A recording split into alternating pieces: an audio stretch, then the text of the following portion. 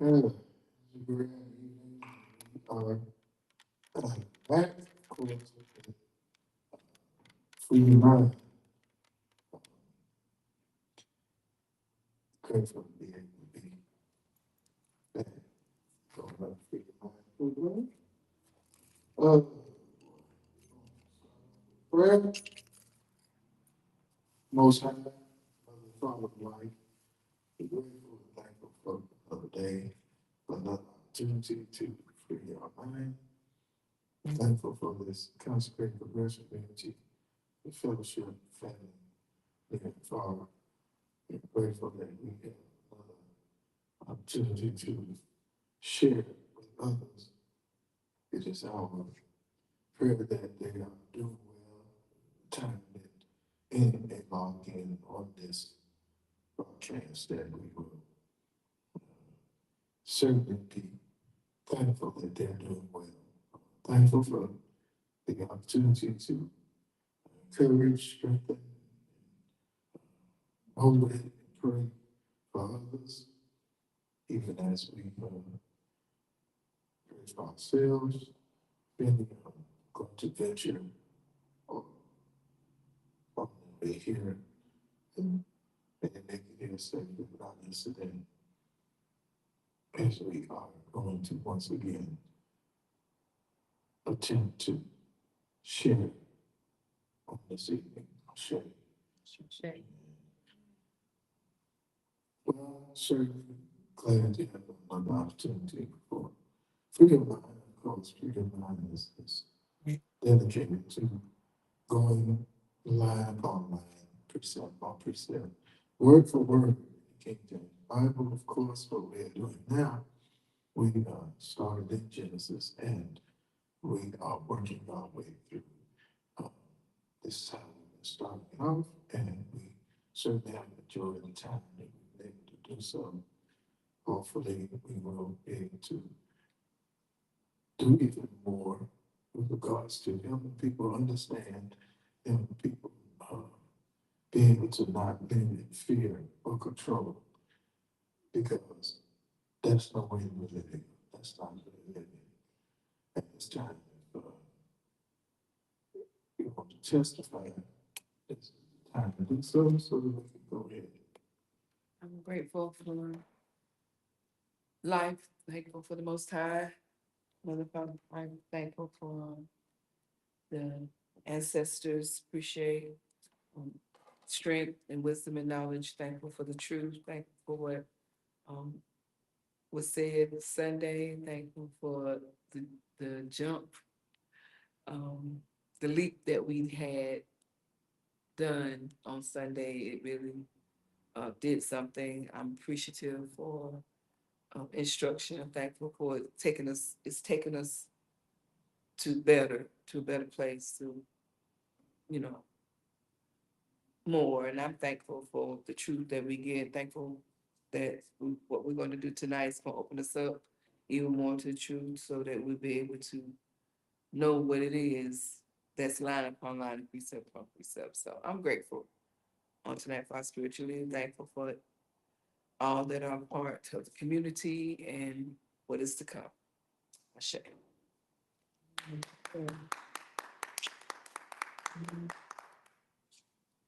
And amen. I appreciate being back one more time. Grateful to the Most High ancestors and elders as well, and grateful for service on Sunday. I really needed that. Appreciate the truth that continues to come forth, the leaders of this house. Just grateful for the truth that's going to continue to come forth tonight to be able to continue to help me as I help others. Ashe. Ashe.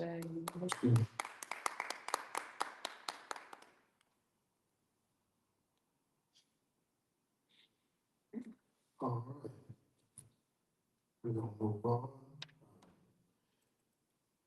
Is anyone logged in yet? Yes, sir. Two people, but no one's made a response. Well, we're thankful for anything logged in. Appreciate you for joining us for your mind. Uh, if this is your first time, feel free to subscribe. It is of no cost to you to subscribe to this YouTube channel. And as I've been telling people, we are going to have other programs. So far, we have two. We have Free Your Mind, and then we have the next wave. Uh, the next wave is very informative, as we are excited about the next wave because things that are said are not only being explained, but there are things that come to pass. And you don't have to wait 2 months or 2 weeks for it to happen. So we appreciate the next wave as well. Tonight, we are where We are in Numbers, the first. we are in Numbers, the first chapter. We have finished with Leviticus. So we are moving right along. All right. Of course, we are going word for word, add to and take away from, and we're trying to help people understand and explain so that they realize that some things that we was taught, told, are just not they're not factual. So let's go. Numbers, first chapter. And the Lord spake unto Moses in the wilderness of Sinai, in the tabernacle of the congregation, on the first day of the second month, in the second year that they were come out of the land of Egypt, saying, Take ye the sum of all the congregation of the children of Israel after their families, by the house of their fathers, with the number of their names, every male by their poles, from 20 years old and upward, all that are able to go forth to war in Israel. Thou and Aaron shall number them by their armies, and with you there shall be a man of every tribe, every one head of the house of his fathers. And these are the names of the men that shall stand with you. Of the tribe of Reuben, Eliezer the son of Shadur; of Simeon, Shelumiel the son of Jerushaddai; of Judah, Nahshon, the son of Amminadab; of Issachar, the son of Zuar; of Zebulun, Eliab, the son of Elon; of the children of Joseph; of Ephraim, Elishama, and the son of Amihud; of Manasseh, Gamaliel, the son of Pedazur; and Benjamin, Abinadab, the son of Gideon; of Dan, Ahiziah, the son of Ammishaddai; of Asher, Pagiel, the son of Akran; of Gad, Eliasaph, the son of Deuel; of Naphtali, Ahira, the son of Enan. These were the renown of the congregation, princes of the tribes of their families, heads of thousands in Israel. And Moses and Aaron took these men, which are expressed by their names, and they assembled all the congregation together on the first day of the second month, and they declared their pedigrees after their families, by the house of their fathers, according to the number of the names, of 20 years old and upward, by their poles. As the Lord commanded Moses, so he numbered them in the wilderness of Sinai. And the children of Reuben, Israel's eldest son, by their generations, after their families, by the house of their fathers, according to the number of the names, by their poles, every man from 20 years old and upward, all that were able to go forth to war. Those that were numbered of them, even of the tribe of Reuben, were 46,500. Of the children of Simeon, by their generations, after their families, by the house of their fathers, those that were numbered of them, according to the number of the names, by their poles, every man from 20 years old and upward, all that were able to go forth to war. Those that were numbered of them, even the tribe of Simeon, were 59,300. Of the children of Gad, by their generations, after their families, by the house of their fathers, according to the number of their names, of the names, were 20 years old and upward, all that were able to go forth to war. Those that were numbered of them, even the tribe of Gad, were 45,650. Of the children of Judah, of their generations after their families, by the house of their fathers, according to the number of the names, of 20 years old and upward,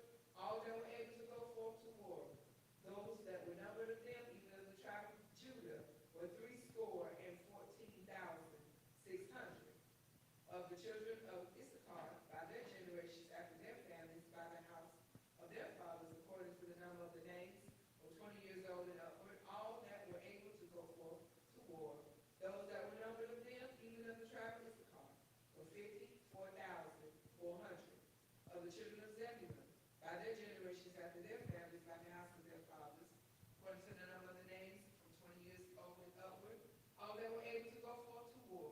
Those that were numbered of them, even the tribe of Zebulun, were 57,400. Of the children of Joseph, namely, the children of Ephraim, by their generations after their families, by the house of their fathers, according to the number of the names from 20 years old and upward, all that were able to go forth to war.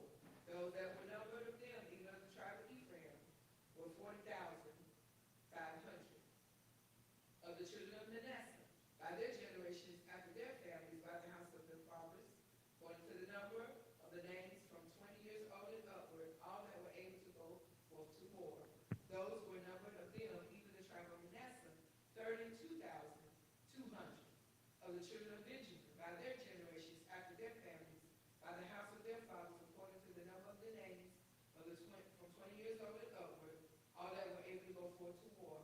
Those were numbered of them, even the tribe of Benjamin, 35,400. Of the children of Dan, by their generations after their families, by the house of their fathers, according to the number of their names, from 20 years old and upward, all that were able to go forth to war. Those that were numbered of them, even the tribe of Dan, were 32,700. Of the children of Asher, by their generations after their families, by the house of their fathers, according to the number of the names, from 20 years old and upward, all that were able to go forth to war. Those that were numbered of them, even the tribe of Asher, 41,500. Of the children of Naphtali, throughout their generations, after their families, by the house of their fathers, according to the number of the names, from 20 years old and upward, all that were able to go forth to war. Those that were numbered of them, even the tribe of Naphtali, 53,400. These are those that were numbered, which Moses and Aaron numbered, and the princes of Israel, bringing 12 men. Each one was for the house of his fathers. So were all those that were numbered of the children of Israel, by the house of their fathers, from 20 years old and upward, that were able to go forth to war in Israel. Even all they that were numbered were 603,550.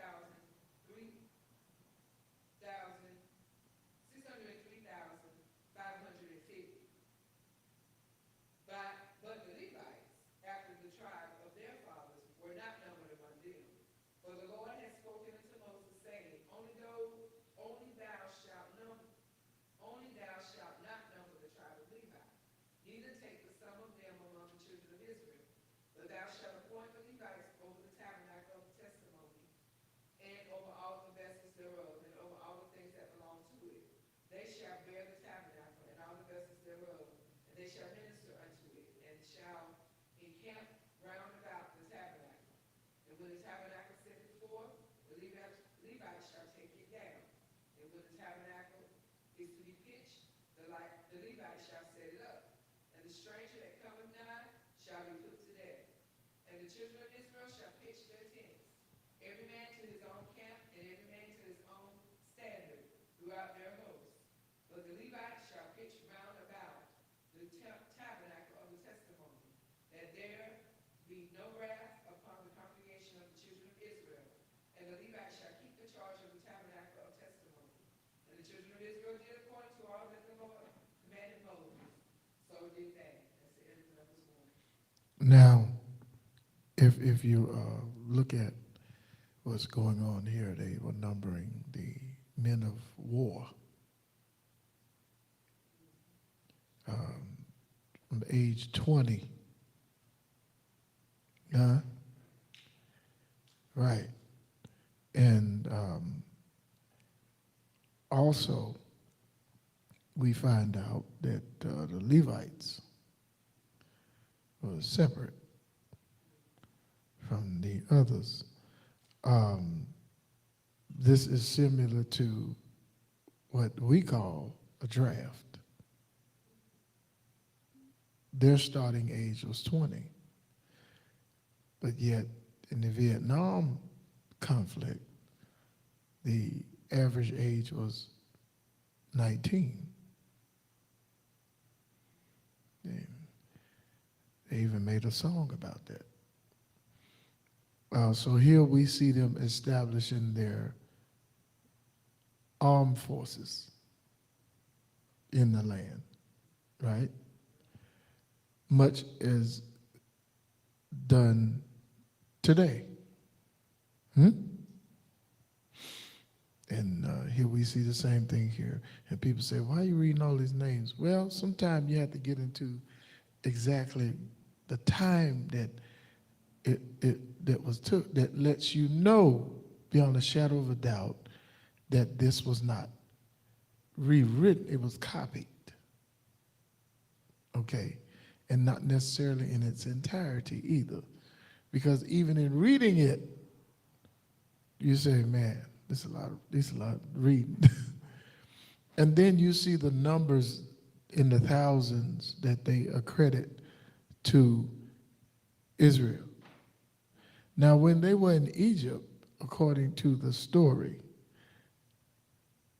there were many, right?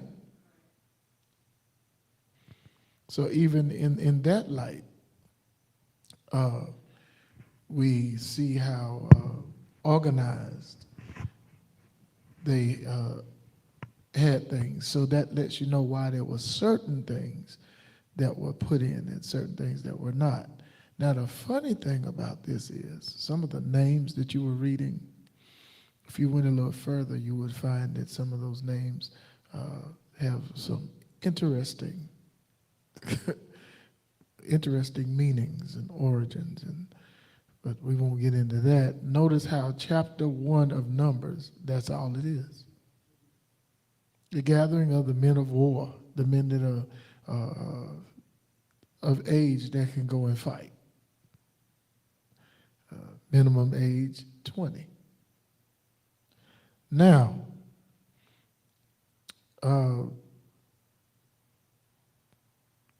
we always hear about different things in the Bible, but things of this nature are too time consuming to even go over.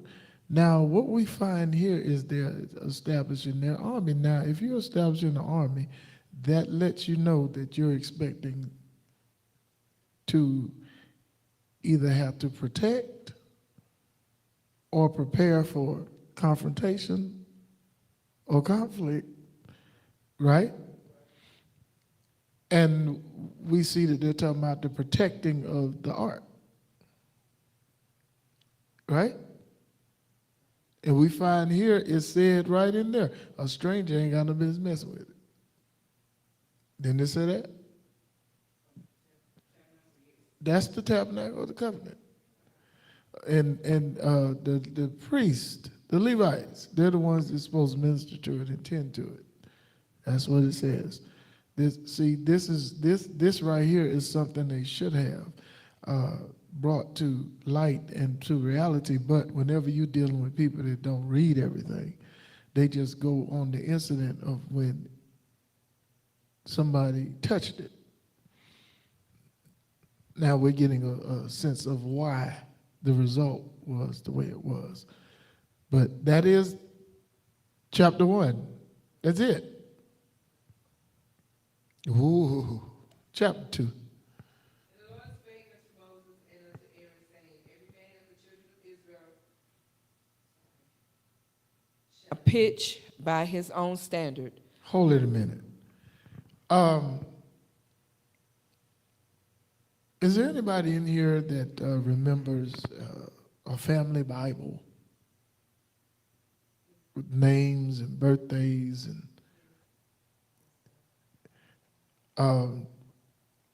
notice how our people do that. Our people were big on keeping birth records and family records, and that let you know where this system actually came from. One of the most organized chronological writings was found in Kemet.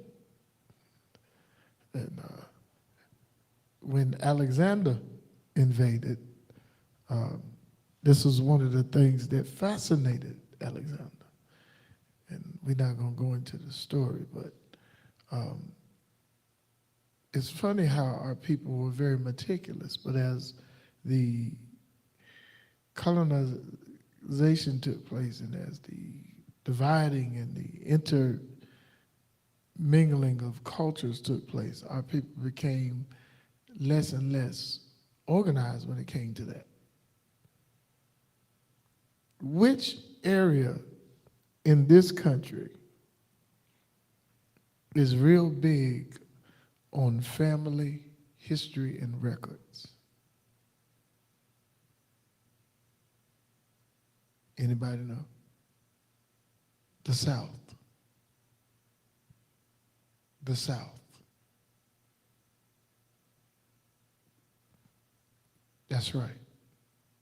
Remember, they had the midwives, and they had to record the births. And most of the time, the births were recorded in the Bible. In the South, even though in Clinton, South Carolina, they had records, and they purposely had this fire because they were after burning records. That's what it was all about, which lets me know that you can't be careless with vital records. Can't be careless with historical records that you want to keep and be able to prove some things in history. But, you know, when we're not careful, different things can happen. That fire was not an accident. Anyway, let's move on. Every man of the children of Israel shall pitch his own standard with the ensign of their father's house. Far off about the tabernacle of the congregation shall they pitch. And on the east side toward the rising of the sun shall they of the standard of the camp of Judah pitch throughout their armies. And Nahshon, the son of Amminadab, shall be captain of the children of Judah, and his host, and those that were numbered of them were 314,600. Excuse me. Do we have a way of? I don't know. That book might be here. I don't know if that little book is here. It may be at the house. Abinadab. What does his name mean? Do we have a way of looking that up? We know what Judah means.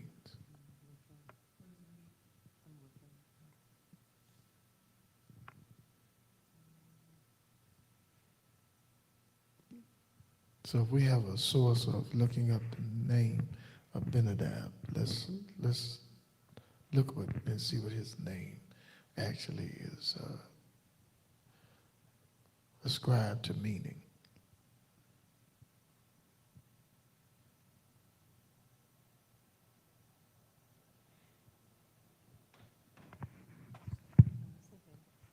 While she's searching, you can go ahead and start back reading because, okay.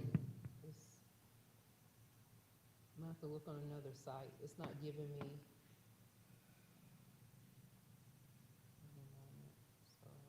It's not giving a meaning for the name.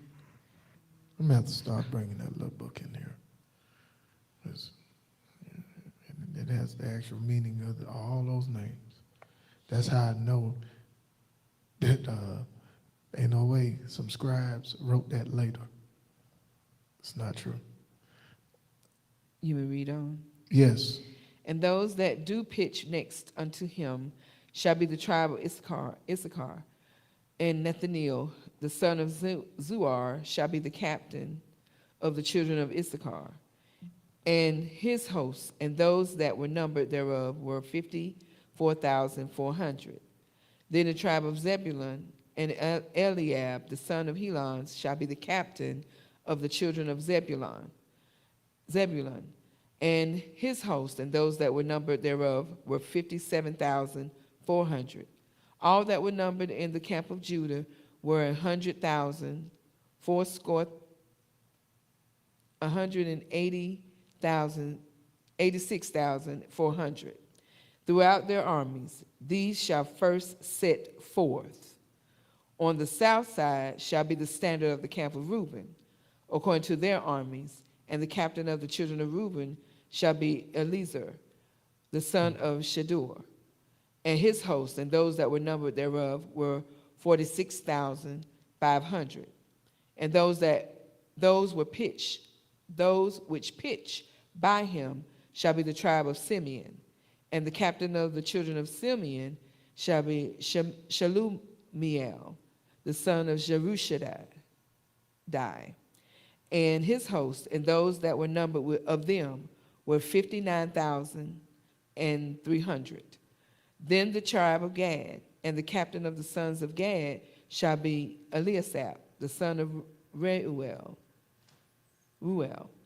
and his host, and those that were numbered of them were 45,650. All that were numbered in the camp of Reuben were 150,000, 100,050, and 1,450 throughout their armies, and they shall set forth in the second rank. Then the tabernacle of the congregation shall set forward with the camp of the Levites in the midst of the camp. As they encamp, shall they set forward, every man in his place by their standards. On the west side shall be the standard of the camp of Ephraim, according to their armies. And the captain of the sons of Ephraim shall be Elishama, the son of Amminahud, and his host, and those that were numbered of them were 40,500. And by him shall be the tribe of Manasseh, and the captain of the children of Manasseh shall be Gamaliel, the son of Pedazur, and his host, and those that were numbered of them were 32,200. Then the tribe of Benjamin, and the captain of the sons of Benjamin shall be Abidan, the son of Gideoni, and his host, and those that were numbered of them were 35,400. All that were numbered of the camp of Ephraim were 8,100 throughout their armies, and they shall go forward in the third rank. And the standard of the camp of Dan shall be on the north side of their armies, and the captain of the children of Dan shall be Ahiezer, and the son of Ammishaddai. I just put it that way. And the host and those that were numbered of them were 62,700. And those that encamped by him shall be the tribe of Asher. The captain of the children of Asher shall be Pagiel, the son of Okran, and his host, and those that were numbered of them were 41,500. Okay, hold it a minute. You see here what's happening, right? In the same similitude that the armed forces are organized by platoons and battalions and brigades, and I mean, that's what's happening here. It's the same thing. They even tell you who was the captain. And notice that the Levites were stationed in the middle.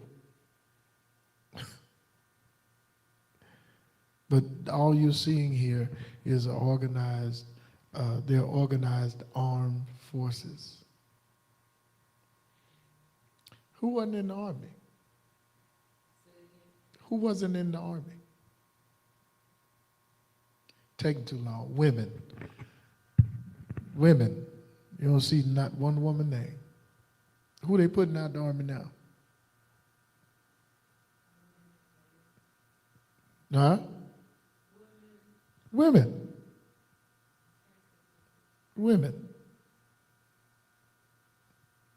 That's right. Some things that are happening now, the leading and the reasoning behind it, you actually could find traces of it in these stories, whether people want to admit it or like it or not. Now, in Numbers, is that the gist of that chapter? It just goes on and tells about the rest of the tribes. It tells about all the All the tribes tribes and where they are. And who was in the tribe, and how many? Okay, what did you find? In Hebrew, the name Aminadab translates to my people are noble, or my kinsman is generous slash willing.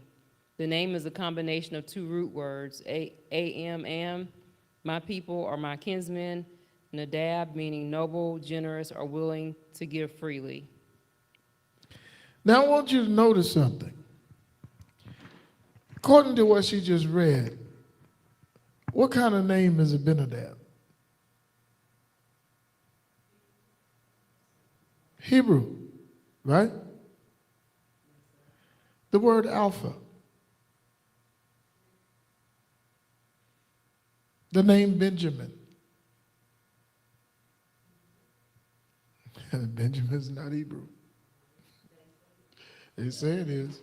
Benjamin is European.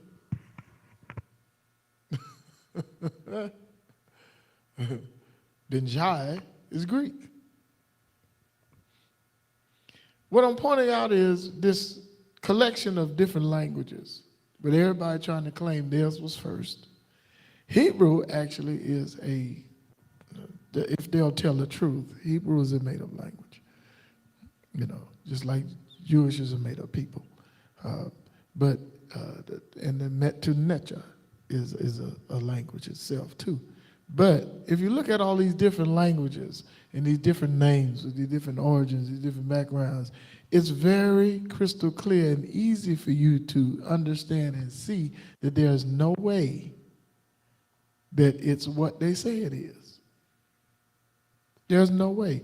Because first of all, there's a mix. And you know, even now, a mix don't even get along.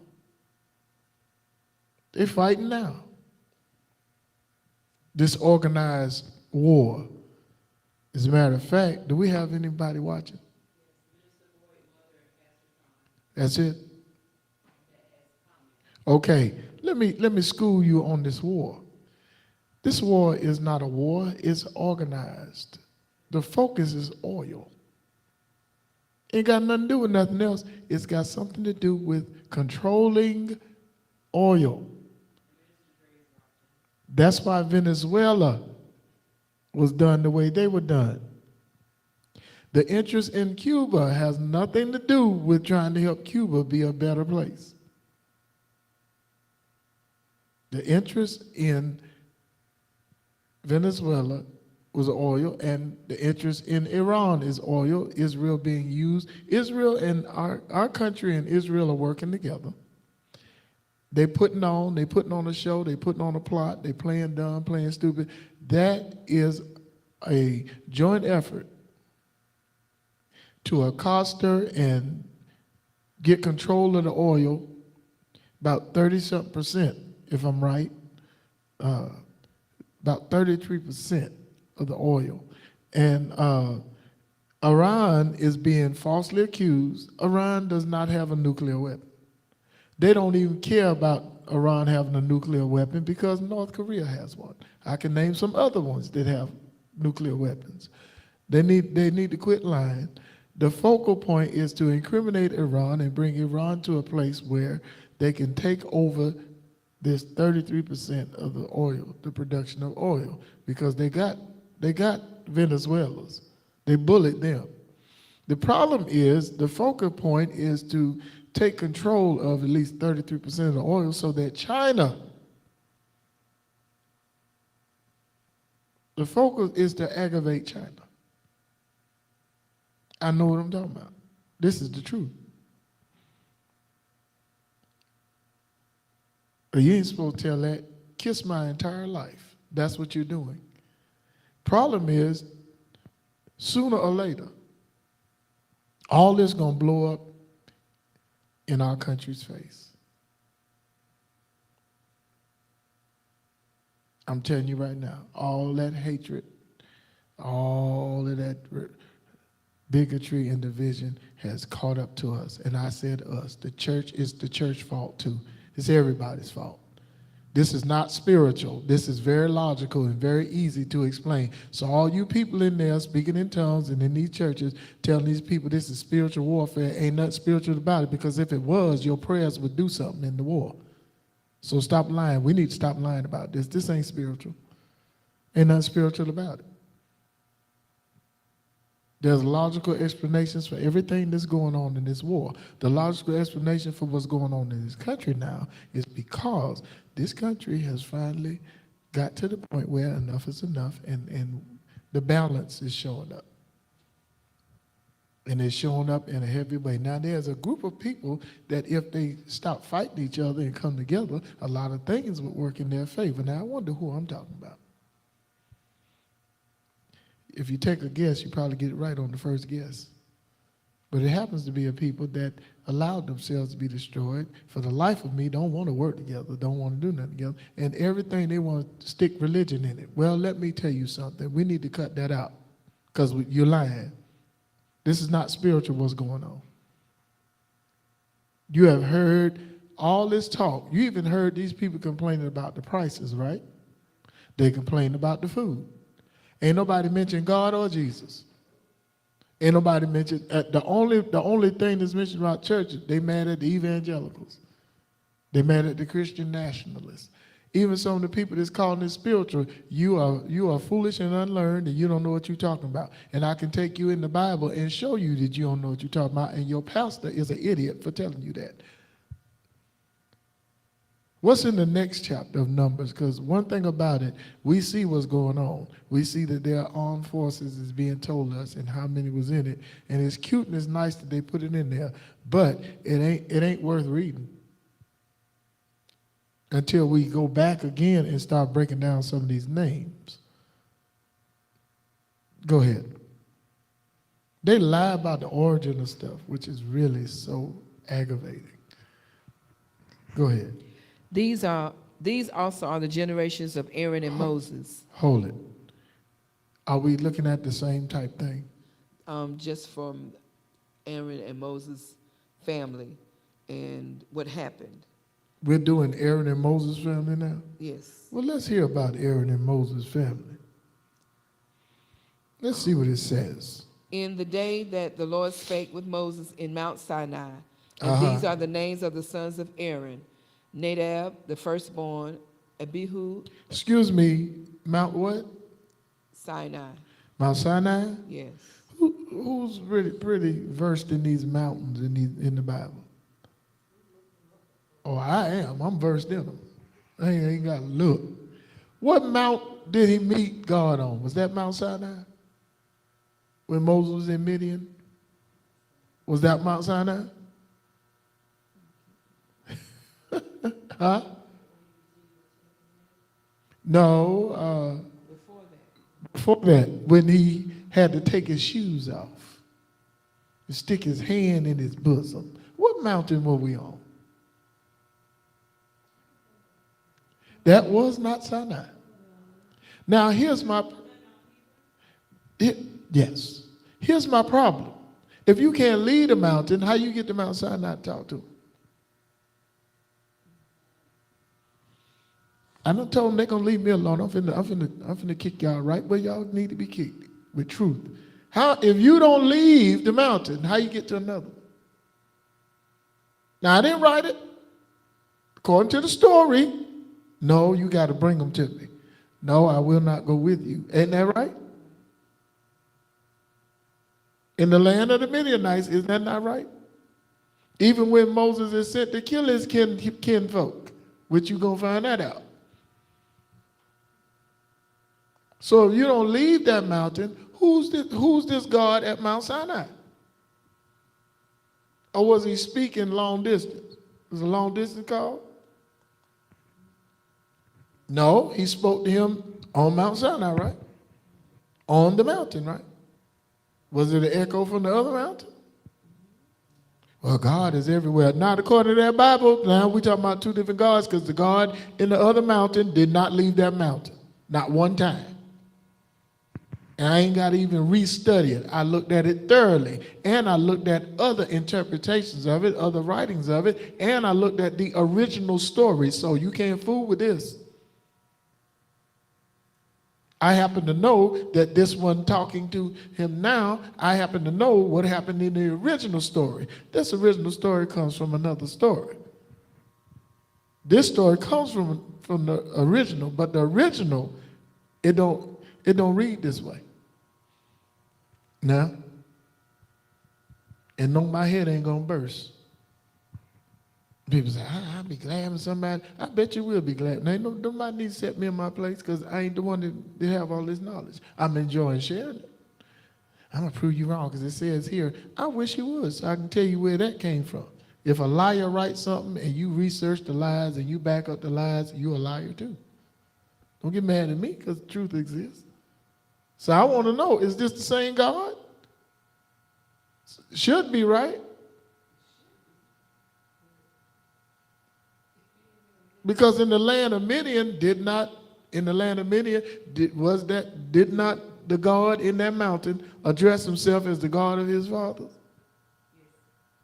So it's the same God, right? Right? Okay. I wasn't setting nobody up. We got two different mountains, right? And it's the same God. Show me in any of the texts where that God refers or says or even is mentioned in any of the writings, Most High.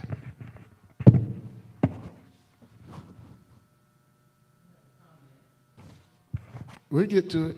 If you're the Most High, is that not how you would introduce? Well, the only introduction of Most High until they wrote it in later trying to fool somebody was when Melchizedek introduced the Most High to Abraham. So if you have to be introduced, that ain't who you was with. Right or wrong?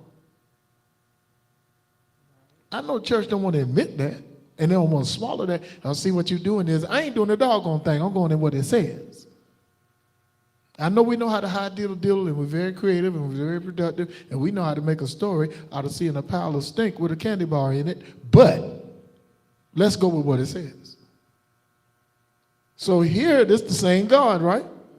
According to the story it is, so let's read on. The same God. Go ahead. Abihu, Eleazar, and Ithamar. Mm-hmm. These are the names of the sons of Aaron, the priests, This is so which were interesting. anointed, whom he consecrated to minister in the priest's office. Mm-hmm. And Nadab and Abihu died before the Lord when they offered strange fire before the Lord in the wilderness of Offered Sinai. what? Oh, the ones that, I remember them. Yeah. Go ahead. And they had no children. And Eleazar and Ithamar ministered in the priest's office in the sight of Aaron their father. And the Lord spake unto Moses, saying, Bring the tribe of Levi near and present them before Aaron the priest, that they may minister unto him. And they shall keep his charge and the charge of the whole congregation before the tabernacle of the congregation to do the service of the tabernacle. And they shall keep all the instruments of the tabernacle of the congregation and the charge of the children of Israel to do the service of the tabernacle. And thou shalt give the Levites unto Aaron and to his sons. They are wholly given unto him out of the children of Israel. And thou shalt appoint Aaron and his sons, and they shall wait on their... Wait. I got a question, and I'm not being funny. Is Aaron a Levite? Yes, Huh? yes. Well, he's a Levite, right? I'm just making sure I ain't crazy. Yes. Well, why you need to give them to him? Why you need what now? Why you need to give them to him? And I'm looking at the detail of what the priesthood did with regard to the tabernacle, which today I guess we would call it the sanctuary. And the preacher don't even want to sweep the floor now.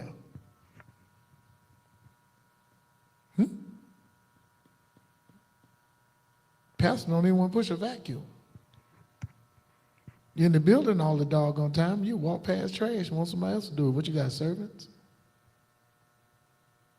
Pastor, you don't need to do that. Why?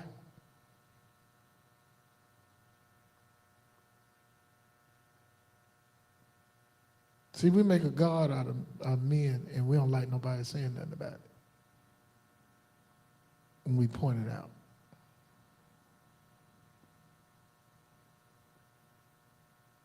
So I'm looking at the importance. I'm looking at the importance. Now, let's not forget, they received for what they were doing, according to what we've been reading so far, I mean, especially with the sacrifices. So I'm just wondering, I mean, now it's different.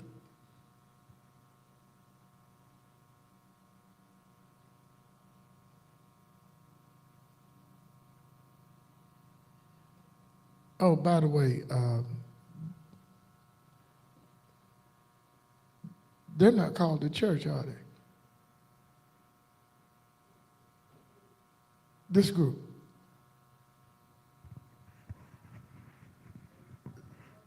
They're not called the church, are they?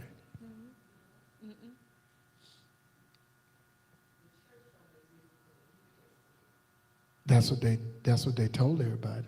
Right. But I got news for them. That's a lie. That's a lie. Matter of fact, we're going to get it. Since we talking about the priests and all that, what's the comment on there? We don't want to leave nobody out.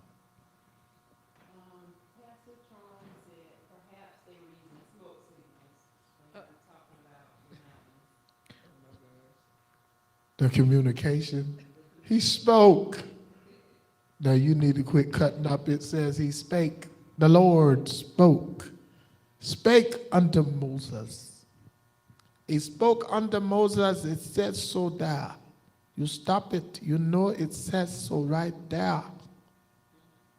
In your hearing, it says so right there.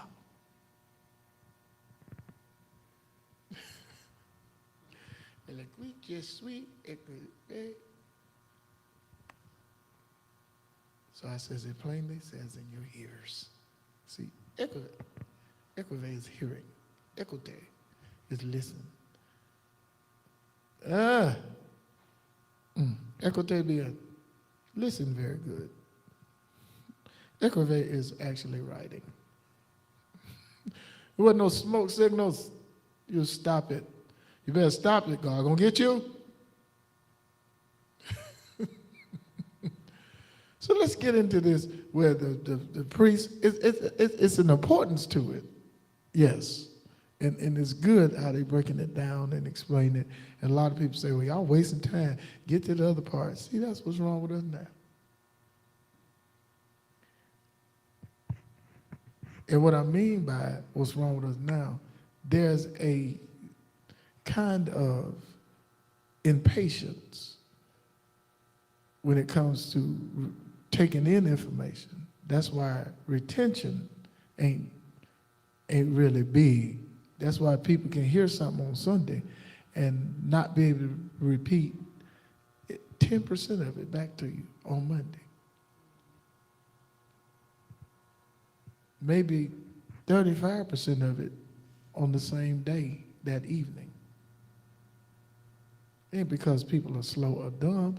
You know, when you want to retain something, you apply yourself to retaining that.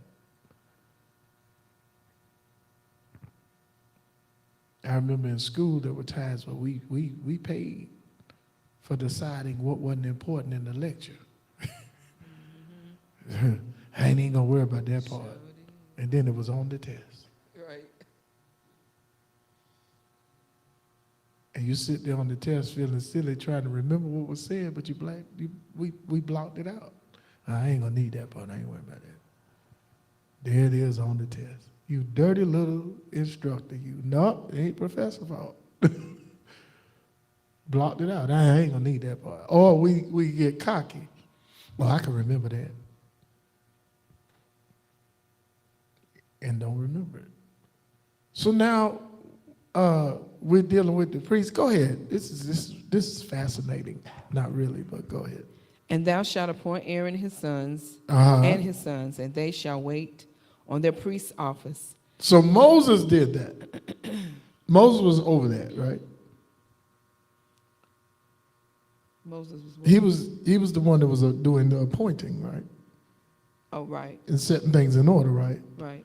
You're witnessing how they took this Moses character and went from something that's supposed to be apt to teach and put it over the church. At no time was Moses a bishop. Huh? According to the story in the Bible, Moses was what? A prophet. How many bishops you know that even try to be prophetic? Notice I said try. They're too busy running stuff, and half of them ain't wise. The wisest bishop I ever met is Bishop Lloyd Cartwright Sr.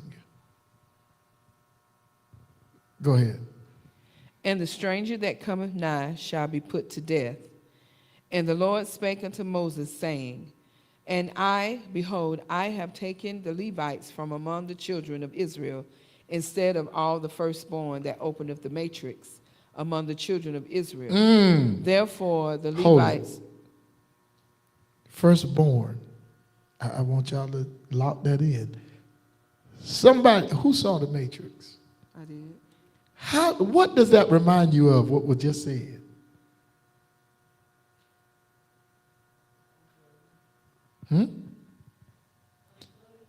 Well, remember on the Matrix where they were showing the babies being used for the energy? Aha. Instead of using the firstborn, when I'm listening to that, I said, well now. But they tell you to come in the New Testament as what?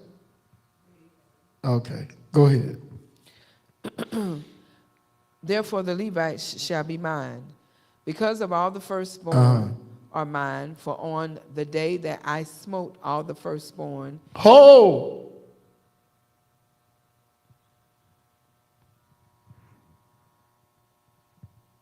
Tell me y'all heard that. What does smoke mean? Now tell me that that was not required to sacrifice your firstborn. There it is right there. And they tell me that Egypt did it first. No. Hold it. No. There were other gods that existed. And this one said, I want it done too, because they doing it for the other one. Ain't that in there? Then told them, no, I don't want them doing it no more. Y'all do it, right? Smoke does mean kill, doesn't it? Okay. You have these apologetic jokers trying to unexplain it, and folk go along with it, especially our people. Go ahead. No.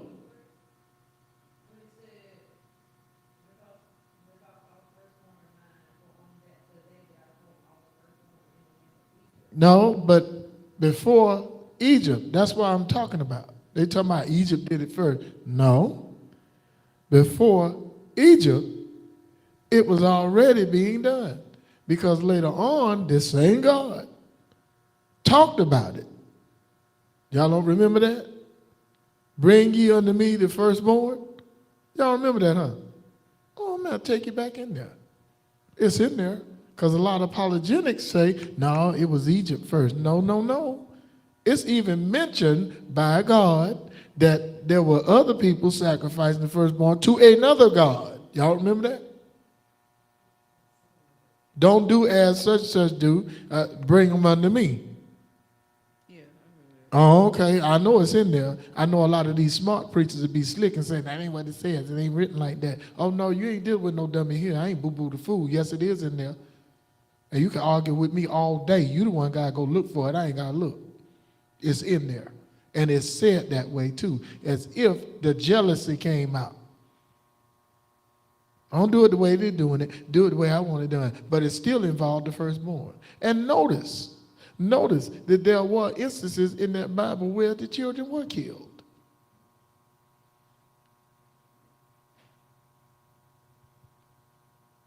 This is one of the things that people don't want to see, don't want to. Well, that was then. Oh, no. It don't change, right? Change not, right? Oh, so we're going to conveniently change it when it don't fit or you don't like what it's saying. See, what I'm pointing out is they kept blaming it on Egypt. I'm like, hold on, we're going to pump the brakes because before this even was said, before it happened with them, no mentioning of it was said already about another God. So if it never was until then, how come that? Wait a minute, you can't mention it with another God if it never was done before that time. Somebody need to get their facts straight out of that same Bible. They supposed to be so skilled and so smart, and they let a dumb underling like me that ain't got no education, they ain't got no, he ain't that smart. Okay, well, yeah. So what? I know what it say. You so smart you don't know what it say? You've been reading it for all these years and you still don't know it? You're supposed to have memorized. Some of them that got memorized, they impressive, but they ain't progressive. Never mind. They don't like how I talk. I don't either. I rather speak another language, but this is the one I got. Never mind. Go ahead, please. Daughter was saying it, so that's where you were at. Not the first one. I hallowed unto me all the firstborn in Israel, both man and beast. Mine shall they be. I am the Lord. Mine shall they be. I am the Lord. All right, go ahead. And the Lord spake unto Moses in the wilderness of Sinai, saying, Number the children of Levi after the house of their fathers, by their families, every male from a month old and upward shalt thou number them. And Moses numbered them according to the word of the Lord, as he was commanded. Wait a minute. Y'all know how I do. Y'all got that intelligent stuff that answers, right? Let's see what it says. Let's ask the Wizard of Oz, which is what I call AI now. Let's ask the Wizard of Oz, did God ever require the firstborn of Israel? Did God ever require the firstborn of Israel to be sacrificed? Let's see what it says. I'm curious now. I love how they got those answers in there now. That's so cute. Pastor Charles gonna have me giggling all evening to my smoke signals. Got me having a visual of Moses with a thing. Stop it. Let's see what it says.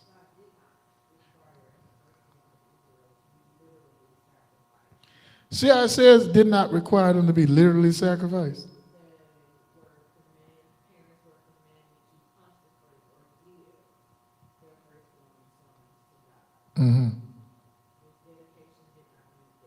Okay. Notice how they had to say literally and say it did not mean death. I wonder why they had to slip that in there. Liars.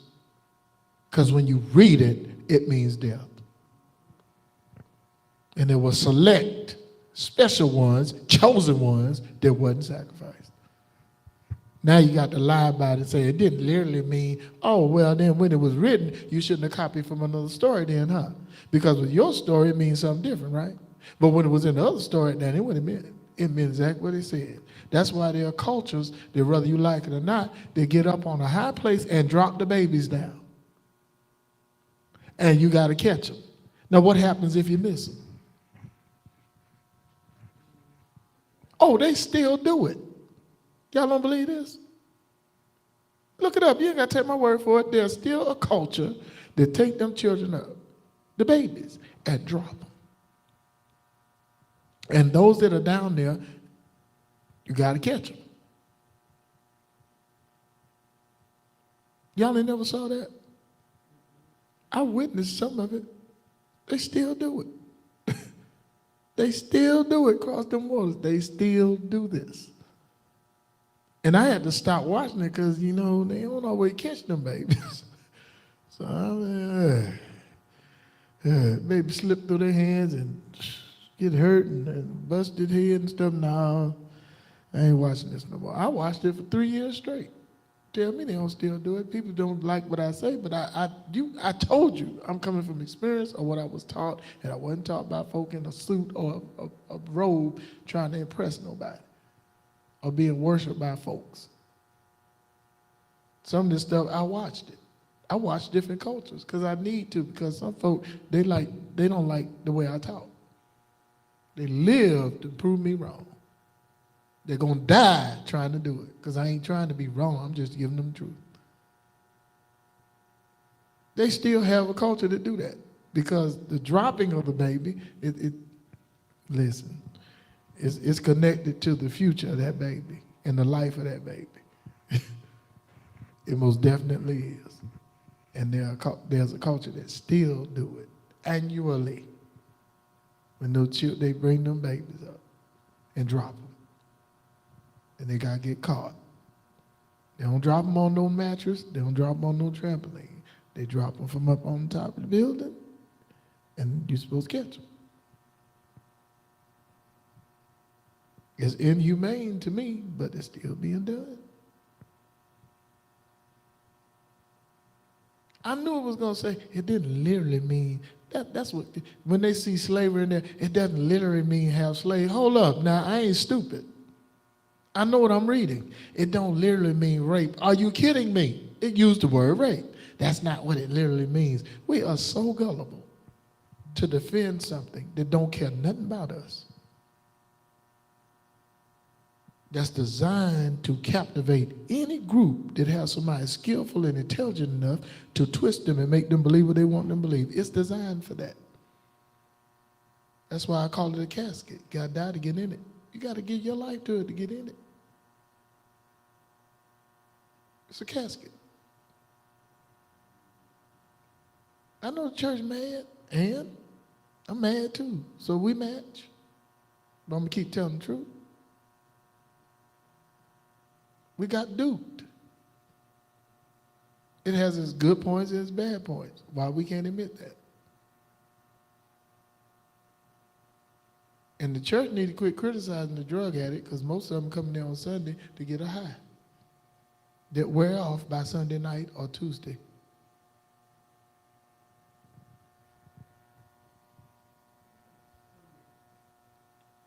Yes.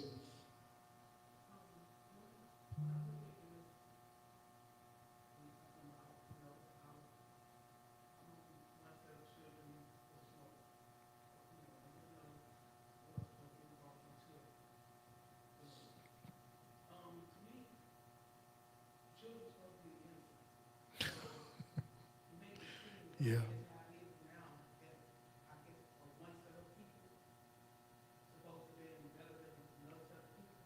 That's how it's always been.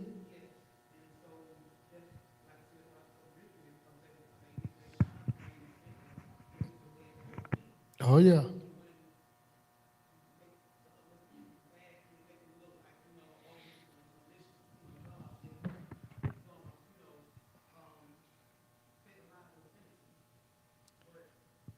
Yes.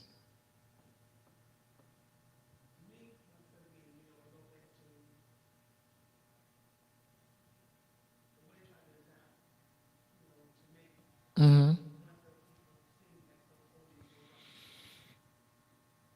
Okay. Yeah.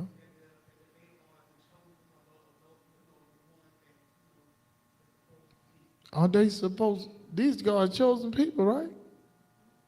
Well, a lot of people, some people say it's this group, some people say it's all us, some people say it's, I only heard it being called 4 different groups being de-chosen, but I mean, yeah, you're right, I mean, yeah.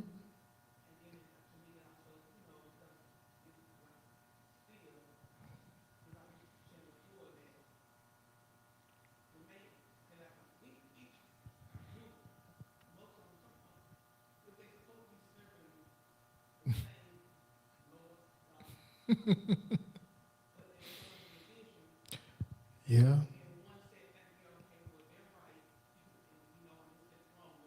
Right.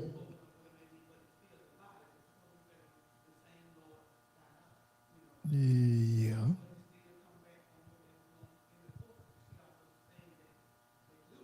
Uh-huh.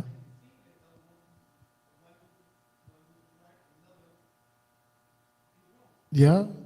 Minister Rice, we got a problem. Because we got a chosen people here.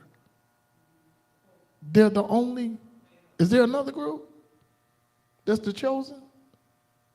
It's not another group, right? So these are the chosen, just like church now. Don't be messing with them Baptist folk. What you going down there with them holy rollers for?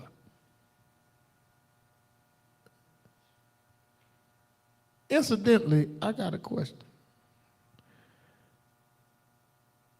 Egypt, the firstborn was slain, right? Why?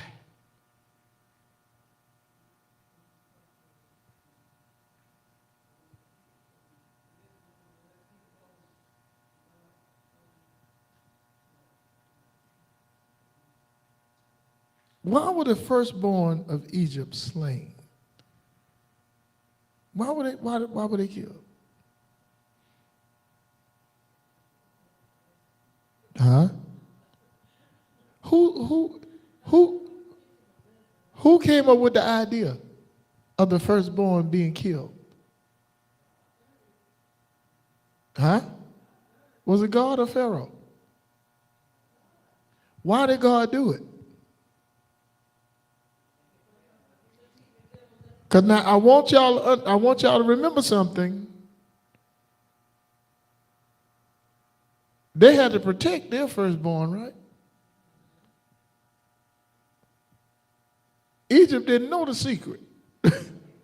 So when it came, theirs died. Why was it? What was this for?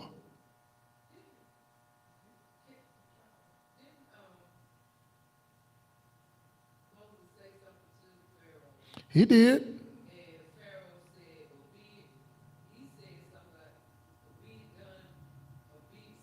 Well, they were talking, and Moses ended up having to tell them, you done curse your own people.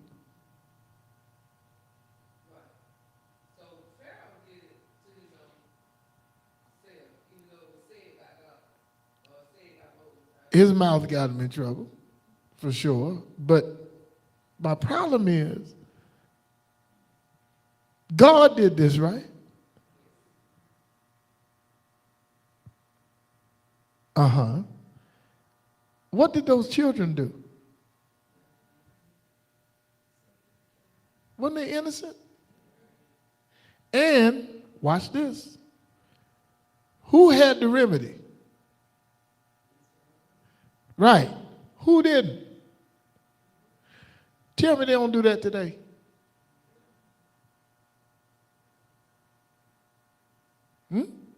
Tell me they don't do that today.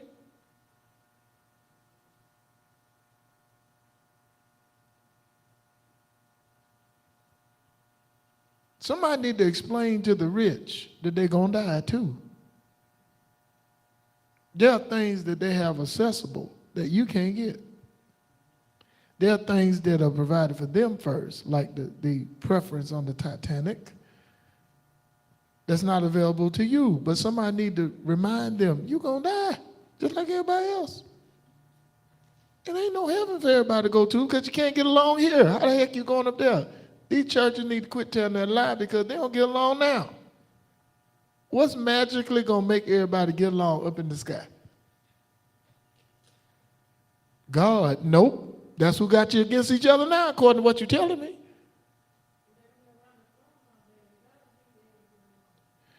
You keep getting in trouble on Tuesday nights.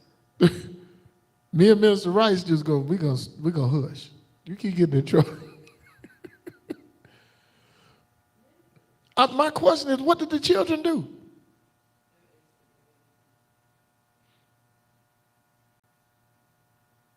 Now, you're the one hardening the heart. Why are you killing them children? Now, you can't question God. You darn Skippy, I just did it. What you gonna do?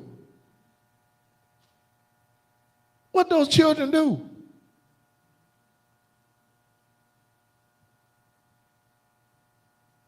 Now, you orchestrated this, and you went to drastic measures and killed these children, the firstborn. Now, this is what people need to understand. The firstborn. That's not necessarily a baby. See, when they wrote this, they didn't count on somebody having some sense. The firstborn ain't always a baby. At the time that this happened, all the firstborn wasn't a baby. So it's some men that died too, if they were the firstborn. See, they keep preaching and teaching like those babies. Oh, no. Get your head out your behind and recognize the firstborn male, right? Isn't that what it say? The firstborn male. The firstborn male child, right? That ain't always a baby. Pharaoh's son wasn't a baby. I don't know why, even when you watch the movie that they made up with Charlton Heston in it, Cecil B. DeMille's The Ten Commandments, he ain't a baby on the movie. But I'm sure some babies were involved. Right? Now, this is describing the cruelty and brutality of war. Is it not? If you look at how it's organized, first you get to find out the army and the breakdown of the army. Huh? Right? And we need to understand something right here. We always have this God concept that's defended and protected anytime something is said that people are uncomfortable with, don't understand, don't like, or can't say anything about when you give them hard truth. But let's be real clear on one thing. Let's be real clear on one thing. I don't care what your concept is, what your teaching is, and what you're being told. Truth don't wear different hats. Truth may come in different ways and in different forms, but it don't wear a bunch of hats. Because truth don't like to be covered up.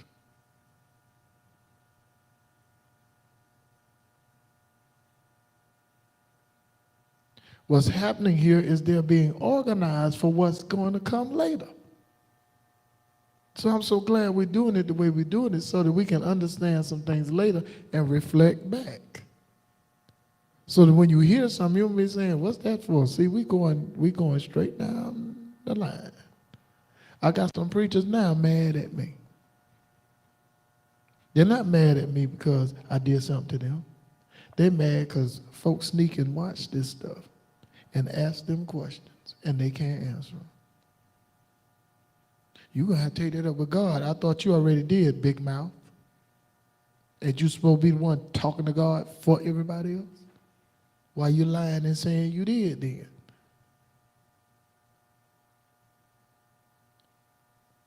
I'm not against nobody, but stop lying.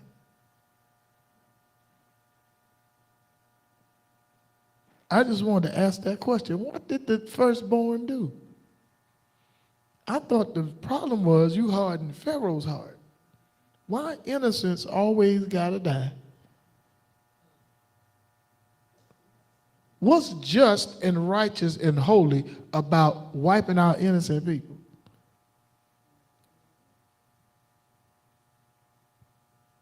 Y'all know the ones in the Middle East are supposed to be brethren, right?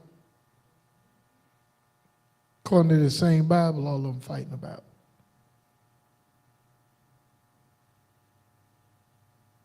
People can get mad and upset all they want to. Truth is truth.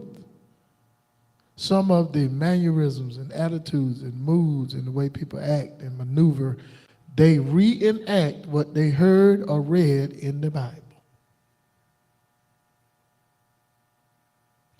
In the street. And see, this is why I was telling people these Tuesday nights are important. In the street, when they can't get you, they better not know you got children. Particularly, they want to kidnap your son and threaten to kill your son if you don't give them their money. Sometime when you at odds and warring in the streets, they'll kill your son. Because they can't get you. And you the big shot. This is true. They'll kidnap your sister and they'll rape her. If you don't give them a certain amount of money by a certain amount of time. Sometimes you get her back, sometimes you don't. Sometimes you get them back in pieces. This warfare and this stuff that's happening is in this Bible, whether we like it or not. And whichever gods are orchestrating it is in this Bible. I don't know who put manure in people's ears, in their mouth, and over their eyes that they don't see that it's God saying, slaughter all the men and bring the women and girls. I don't know who don't see that. This is preparing them for this right now. They are being prepared for the brutality and how they are going to maneuver further on. They are being prepared in a line that's set up for it right now. That's right. And we don't want to tell the truth that according to this Bible, whichever gods are operating, whichever one, because one thing they ain't going to like, I can tell you which God it is in accordance to what's happening, what's going on. And I tell you of the truth, even though they wrote in and filled in and changed the story and keep making it the God of Abraham, Isaac, and Jacob, the one on Mount Hebron ain't the same one on Mount Sinai, and I can prove it. Because I know what the original stories say. They made it the same one. Mount Sinai itself is really imaginary.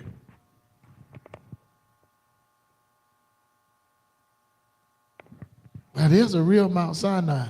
We're talking about in this story, because if you read it, it's in another location.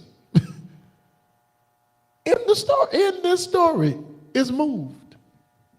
Did it walk? Oh, someone said to it, be thou removed. And it went to the other spot. Mount Zion is actually imaginary. But there's a real Mount Zion.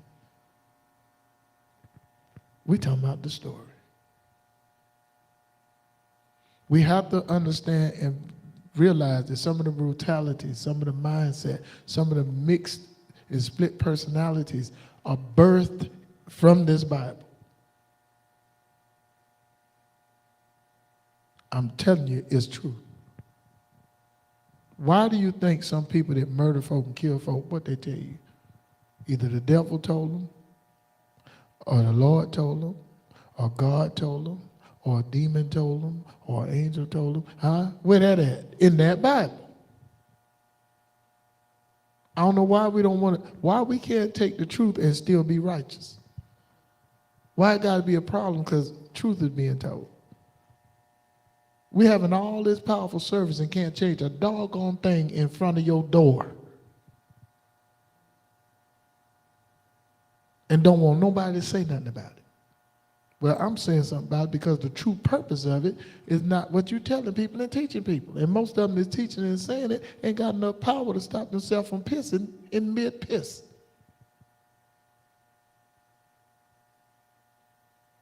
It's time out for these lies. The personality, the mind. Once you open that Bible and start reading, whether you like it or not, you get a contact from the whole book. Whether you like it or not, because what you're being fed and what's being said to us is being translated from the entire content of the book. Your brain waves don't work like a metal detector.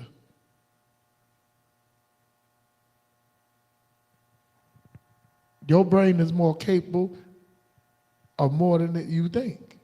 Study it, you'll see. And whether they like it or not, and whether they want to admit it or not, the brain is something that when you go to messing with it, You mess with it the wrong way, you end up wishing that you didn't. Because once you mess up a brain, it's hard to undo the damage. It ain't easy. Our brains were messed with Sunday after Sunday after Sunday, whether we like it or not. Sunday after Sunday after Sunday. And those of us that didn't like our brain being messed with, now your brain will defend. We were the ones that were called wrong. Something wrong with us. We the devil. We this, we that. Look, I don't care what nobody said. There is something right and righteous about people. Yes. But it ain't controlled by no book. No, no, no. Because if it was, everybody would have to apply it the same way. What book were they using when they started the cult? The Bible. Heck, a lot of churches we got now ain't nothing but a cult. So we have to open ourselves up to understand our brain was tampered with and messed with. But we didn't lose touch with reality. I'm thankful for that. One more thing. Where we at in this? Verse 17. What's it talking about? The names of Levi. We don't care. It's a bunch of names. It is names. We ain't dealing with the names yet. We And don't families. care. What's the next chapter? Lovely woman in the Most High. What's the next chapter? What's in the next one? But it start with the duties. The what? Okay, so the end of this, because it's going to the next chapter. It's talking about the duties of the priest. The duties of the priest? Is at the end of this. And yeah, we might go over that because they sure ain't following them now. But anyway, what time is it? Good. I want to deal with something. We're talking, we got people watching? Outstanding. Sunday, not this Sunday, Sunday, first day of the week that we had 2 days ago. Sunday. Anybody in here right now that was here Sunday want to share Sunday? Anybody? They smacked the heck out of you. That's what happened. They smacked, let me tell you something. They smacked you and said, snap out of it. You were stuck in something. And you felt different about yourself when you left, didn't you?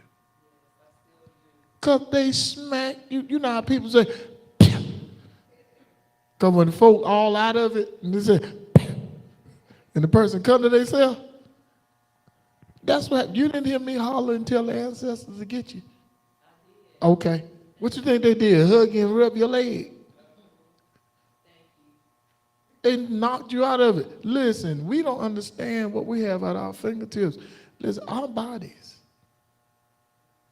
are ours.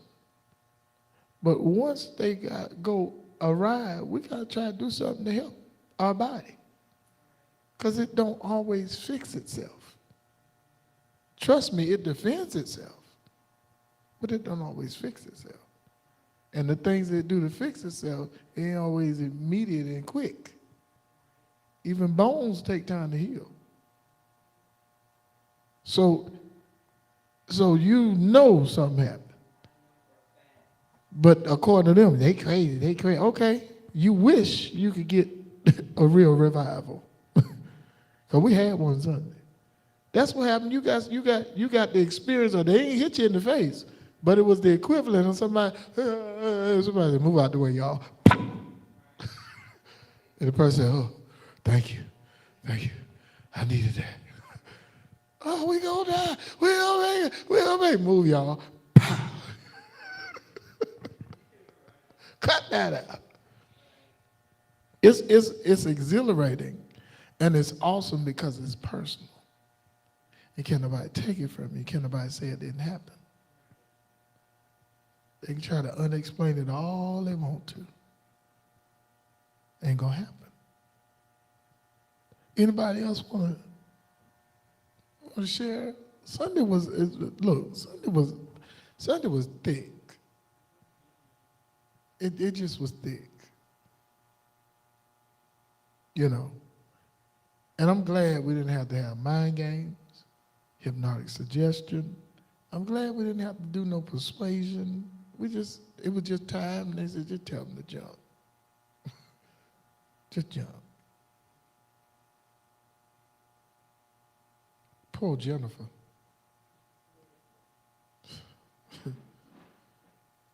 Who that was took her to the floor? Jay Brown said, take her to the bridge, not to the floor. She couldn't help it. She couldn't help it. I mean, look, I got 4 words to describe Sunday. Ridiculous. It was something. It was amazing to me to see people freely be able to receive. It was amazing. Anybody else want to share from Sunday? It was awesome. Nobody?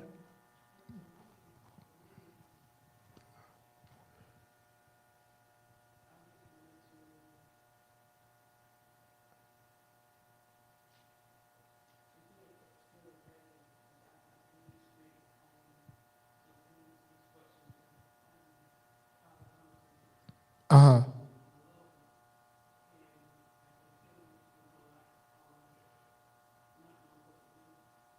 Oh.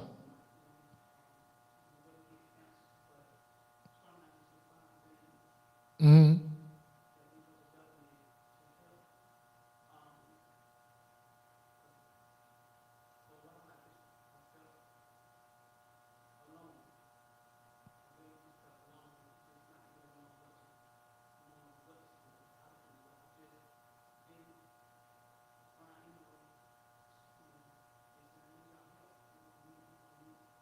Mm.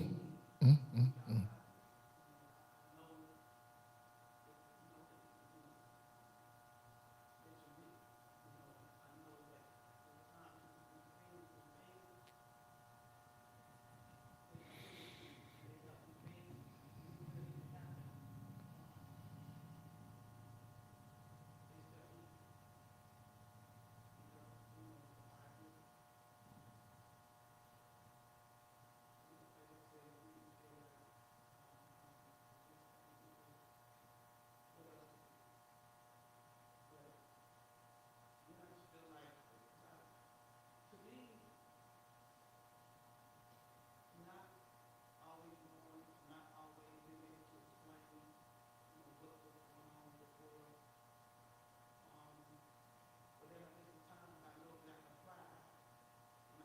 Mm.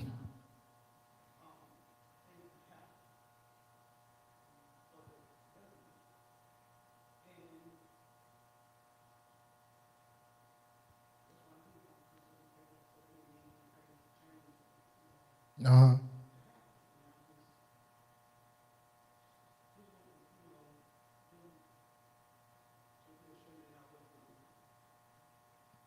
Right.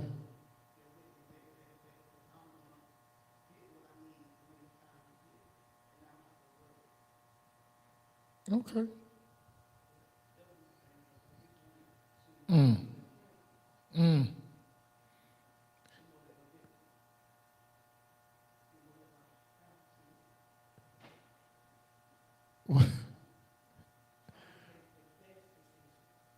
Right.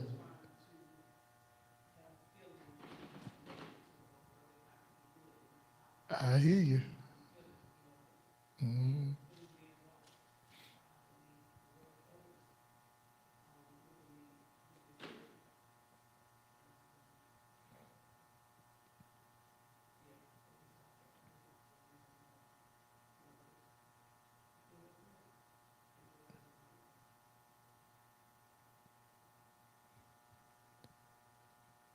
I love the fact that we're being brought together without force. It's not being forced because I see some people with a resistance. I don't say nothing about it, but I notice it. It ain't forced in here. It's not a mind game in here. And for the first time, I want people to realize your crying out ain't in vain, but you now need to know what your focus should be. Because when you get people to focus on a concept,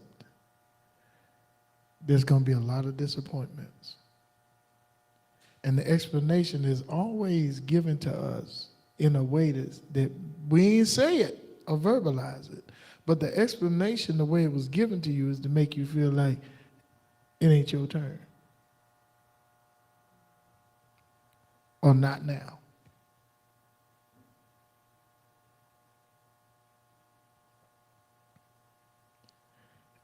And now, and I'm trying to do this by instruction and with wisdom. What you're opening yourself to is the real you. Seriously. And it gives you access to what's in your ancestral line.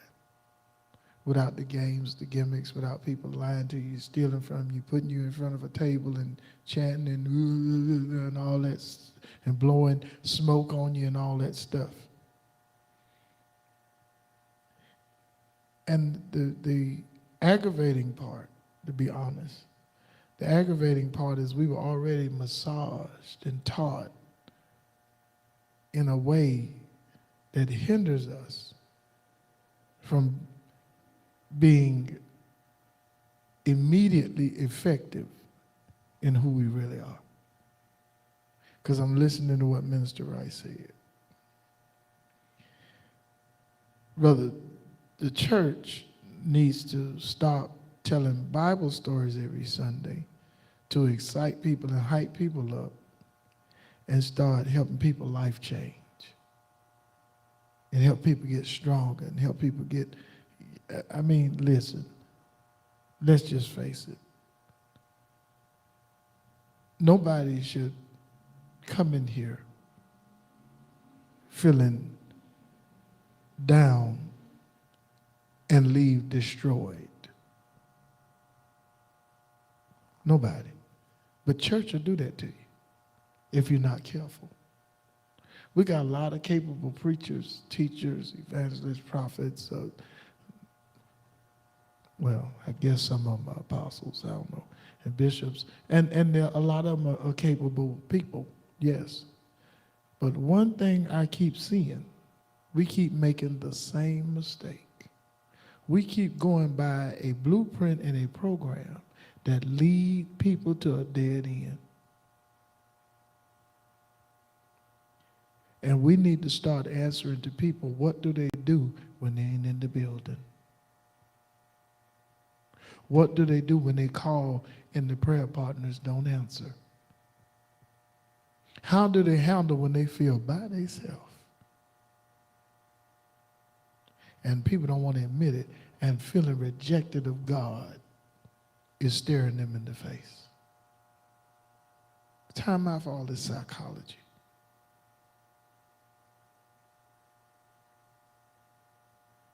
I know I'm hated. So I feel good. I feel real good. And if she don't mind me saying so, we always had a good understanding and a good marriage. But in 2024, February, it started changing. And it's been exploding, am I right? It's been exploding. We could actually sit in front of these marriages in these churches and teach them some things and help them. Because a lot of them don't even want to be married. A lot of them don't even want to be with who they with. We could actually help them with that. What's happening in here is not for just in here. You are being allowed to free yourself so you can help free other people. Everybody ain't gonna like it and everybody ain't gonna want it. Because folks still fascinated with falling out on the floor and getting up and doing nothing with it. I'm tired of watching all this power they say is going on in the building. And the next week, nothing. So what are these people doing with what they're getting? And what good is these capabilities we walking around with if we can't make nothing better? We were taught to feel mighty but limited. We were taught to feel like we have something, but never explained to us what it is and how to use it.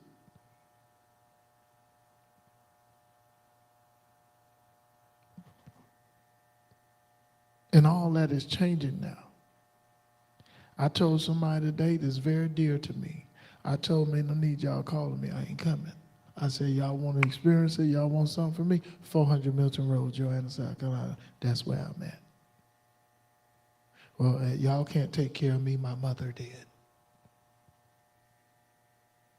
Are you serious? I said, if y'all had $1 million waiting on me, guess what? I'm going to be one broke joker. I ain't coming. Y'all done did too much. Y'all done said too much. This is like a dog now. Come get it. I ain't coming to you. Come get it. And bring your lunch money because it ain't free no more.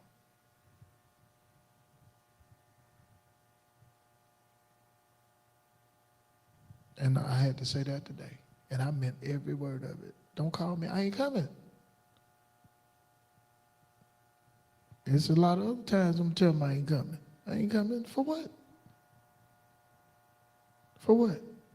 What you gonna do with what you get when I come? Probably nothing. Some of you are very capable, and you need to understand some of your hindrances are there because, whether we like it or not, nothing can actually stop you spiritually. But when your physical man is out of whack, you do not function properly spiritually. That is the truth. Because spirit is really life. Nobody is okay with having pain, having sickness, having conditions, having irregularities. Nobody's okay with that. Whether we like it or not, it does affect us. They never answered our question, Mr. Rice. They never answered our question, Evangelist Stewart. They never answered our question, Missionary Shepherd. Why am I hugging this person and their back stopped hurting, their neck stopped hurting, their eyes stopped swelling, and mine didn't? Oh, thank you for saying right.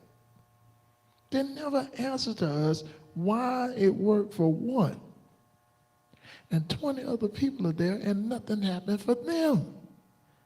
It's because the concept you fed them is the crowd could be there, but it ain't but one gonna get something. That's what you teach. That's what you spread in the atmosphere because that's what's in that book. Huh? Thousands of people, the Bible teaches it. We inhaled it. They don't want none of me. I ain't no joke. We inhaled it. We got a contact for it. It got embedded in us. Thousands of people there and one woman. One woman. Thousands of people there and one man. House full of folk need one person. We taught it. We put handcuffs on ourselves without going to jail. And we got excuses. Faith wasn't strong enough. Wasn't the will of God. It wasn't time. Remember the story about the woman with the issue? We even refer to the stories that make us handicapped while we saying we very useful. And they don't want nobody like me talking. Well, get over it, chumps and chumpettes. I'm going to tell the truth about this thing. We talking about all this power and this anointing, and you can't help nobody. You sending that person home in pain with nothing. You don't even wish them well. You don't even pray for them so they can even feel a little better. God will fix it. Because that's what we're taught. That's what we eat. That's what we breathe in. You are what you eat. We are so handicapped.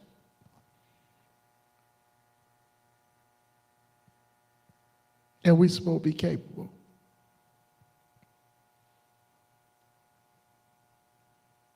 When you free yourself, it's hard for you to even describe it. Now, y'all correct me if I'm wrong, because, listen, it ain't my memory. I believe it was Minister Rice and Evangelist Stewart.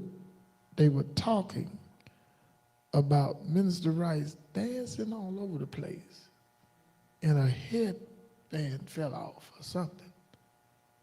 And I was listening, and I said, see, that's what I'm talking about. That's freedom. That's freedom. When you move from what happened to me to I felt so good. When you move from I was fighting it to I was somewhere else and I ain't want to go back. It's freedom. We have to begin to minister to people and say, you don't have to stay trapped in the prison that we were preached into. Why the preacher the only one that's smart in the pulpit?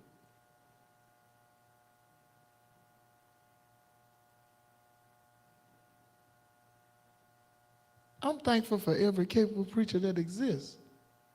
But the people need to be capable too. Somebody told me they laid hands on themselves, and I said, good. It's 2:30 in the morning. Who house you going to at 2:30 in the morning and say, please lay hands on me? You go to the wrong house, you ain't getting in. When your body is hurting, I don't know nobody that'll lie and say, it's all right. You can just keep doing it. We were taught that once you give your life, you get saved, the way they push it to you is like the pain will be over. Trouble will be over. Stuff will be over. It's not true. Why we won't just tell the truth? Being holy ain't got nothing to do with that Bible. Even though we use it and talk and teach, it ain't got nothing to do with that Bible. When you cannot connect with the Most High and the universe and nature, you can't be holy. It's impossible. And when you unite with all three at the same time, I don't know no words to describe it. Nature has lessons for you. The universe has lessons for you. The Most High has lessons for you. They keep making the Most High a person. The Most High is not a person. Y'all see what happened when Ashley hugged Jennifer? Well, who took him to the floor? How'd they end up on the floor?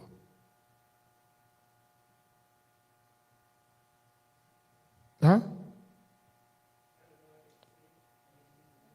How? Vibration and frequency. And the power of the Most High.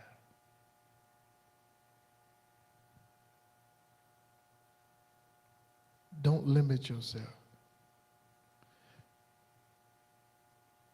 What time is it? Mr. Rice worked this evening. Am I right?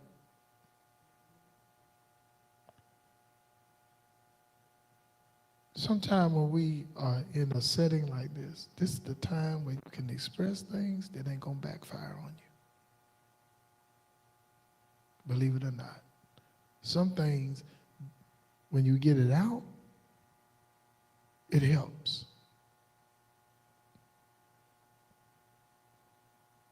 Now, Missionary Shepherd, you see patients physically. Evangelist Stewart, you see them mentally. But the bottom line is this: all of them hurting.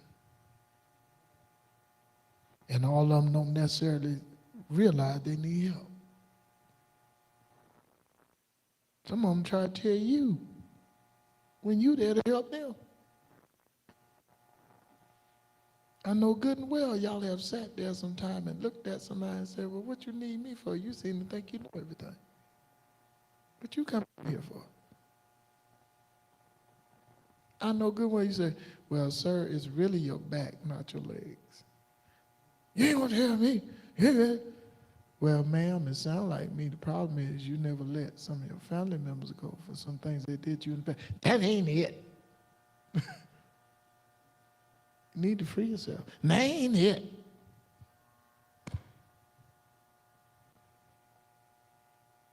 They wrote down on the paper they had back trouble in the past.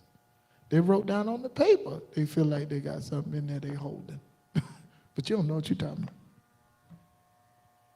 In church, they produce an environment of competition with blind submission that causes you to do self-inflicted harm and blame it on other stuff. I know this ain't in nobody's religious books, but it's the truth. Case in point, you'll pray and something happens to you, you want to figure out what you did wrong. Why is your fault? And you don't feel no better. Why is your fault? You ain't had enough faith. Or you holding on to something. Why is your fault all the time? Thought you repent. Thought you saved. Why is your fault? I'm going to run circles around these folks. On purpose, because it's time to look. It's time for folk to be free. Care what name you call now, I don't care. I ain't got nothing against you, but it's time for folk to be free. The average person, if you ask them why are they calling on what they calling on, they cannot tell you. They don't know. The reason that they give you is the reason somebody else gave them. They don't have their own. It's a shame when you say you own a car, but you don't own your own feelings and own emotions.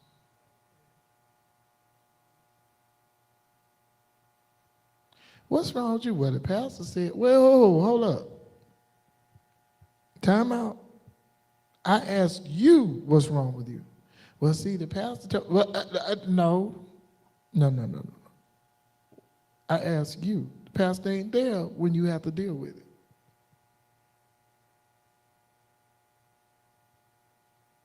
If we wrong, then we just going to be wrong because I ain't going backwards. Oh, we had a powerful service for y'all in the building. What you do when you get out there? Who you help when you got out of there? You that charged up, that fired up, you should go to the hospital. You just been in the hospital in Spartanburg, right? Okay, why they ain't going? They so anointed, so high. How many times they pastor been up there? Yeah, how many times the pastor been up there?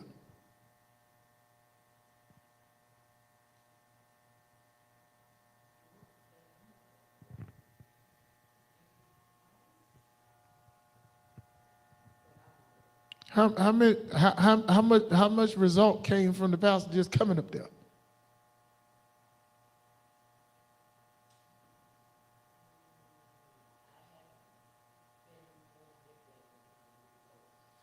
You took some results up there.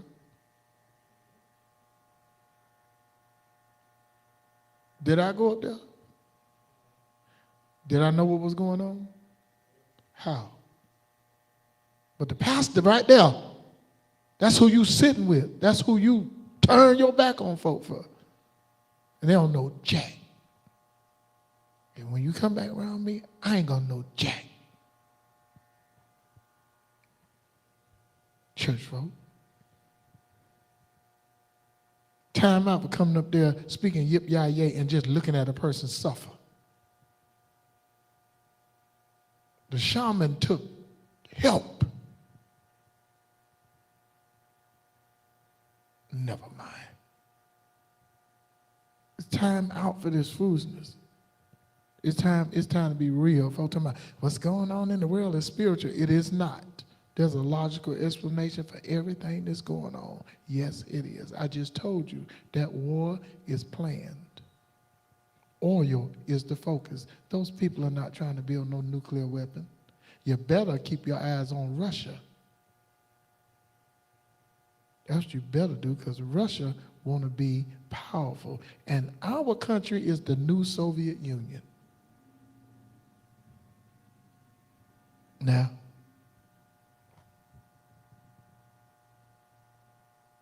they made a mess out of the World Cup on purpose. And they can't give you an explanation why. I told you, ancestral activity. Their ancestors are barbarians. Bloodthirsty, hateful, mean, ornery. Ain't all of them, but it's a lot of them. Look at these hate mongers that's still talking stupid, even though stuff going wrong in the country. Listen to this. What you have in you is the ability to feel better when you feel like a wreck.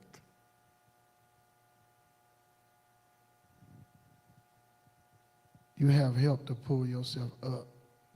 We don't always feel up to par. Our mood ain't swinging, we just in a different mood. But when they swing, watch out. That's not an easy thing to manage when you're having a bunch of mood swings. But we're some capable people, and it's time to use it. It's time to use it.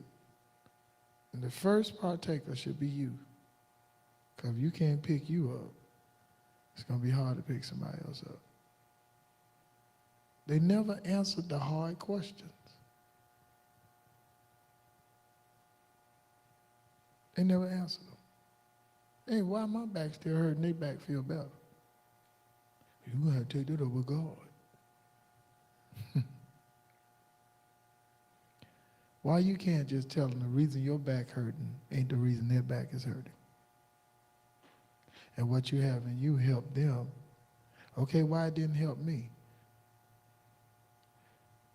It didn't help you because you have the ability to help yourself with what's wrong with your back.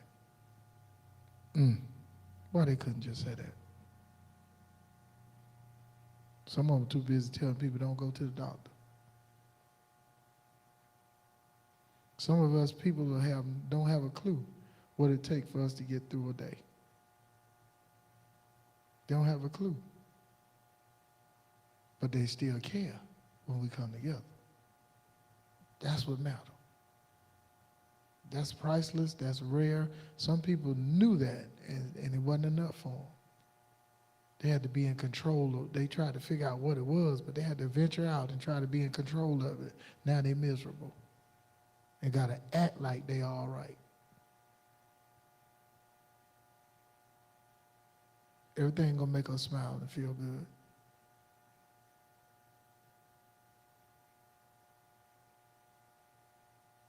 They tell me some ancestors. You talk about them every Sunday. Simple. Once your loved one pass, once they're gone, physically, whether they made a significant contribution in the world or not, they become part of the past.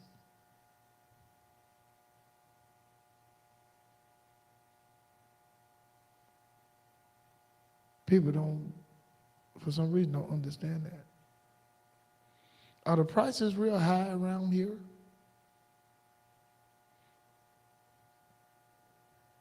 high enough. Yeah. They had it was for the governor today? Okay. That was today. South Carolina is a historical Republican state, and it still will be, because South Carolina is BACK, words, backwards.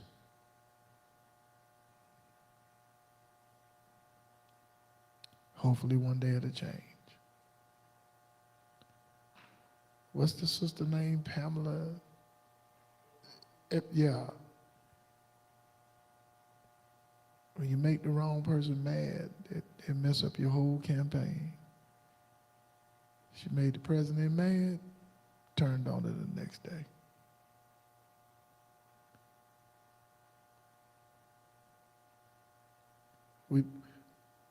We spent time in here this evening. I hope it was time well spent. Anybody got anything else they want to say from Sunday? Listen, we ain't finished. We ain't finished. What happened Sunday, it's just how it is. We ain't finished. Let's hear the comments, shall we?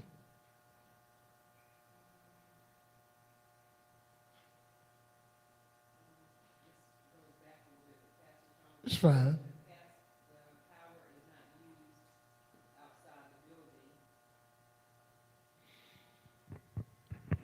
They ain't got none outside the building. Most of them only powerful when they get up in this pulpit.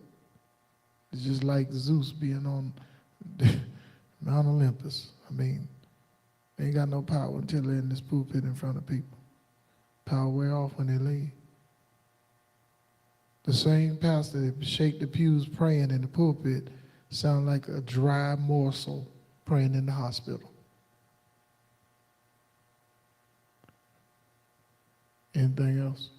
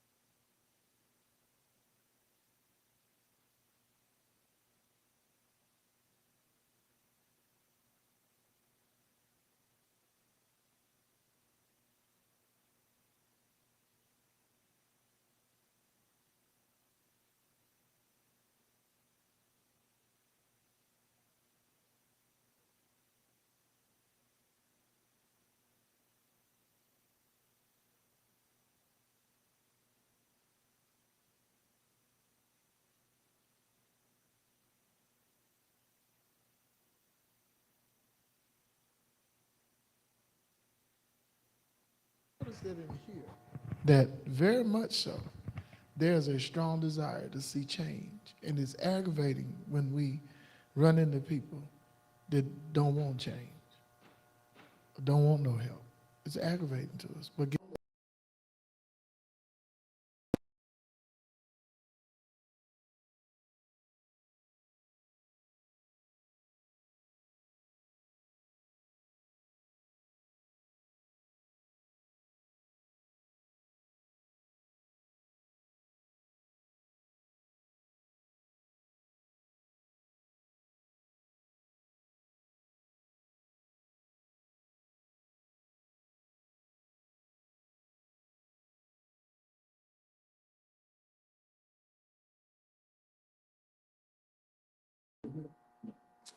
That we didn't want to miss what was going on. whose fault was it that we stopped going out? They said, they told them, they said, Oh, really? yeah, I'm serious. Because of me, you know? They got tired of the possibility. You They lost all the praying for people. people. I mean, but that's why we stopped. It was like, you know what, fuck, we can't even get through this. They can't take us going to this one. We're going to get kicked out.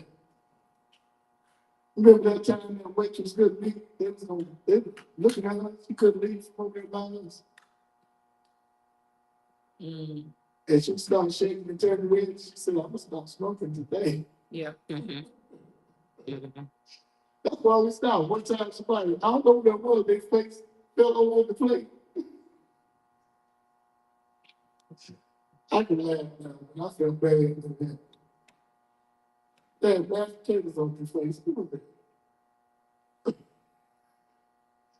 I can laugh. But that's why we stopped going to the restaurants now, because we came in there fire.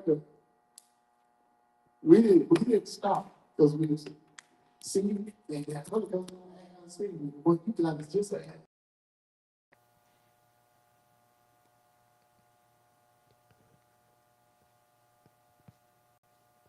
we need to start back going in some of them places. Somebody in there might need one of y'all. Seriously.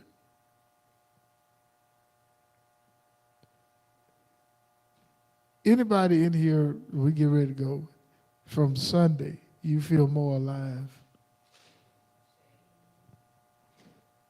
Good. Keep riding that momentum. Keep riding, because that little bland feeling we used to get, and they go up and down, and up and down, and up and down, and they call it a breakthrough. Nah. Talk to the wise man today.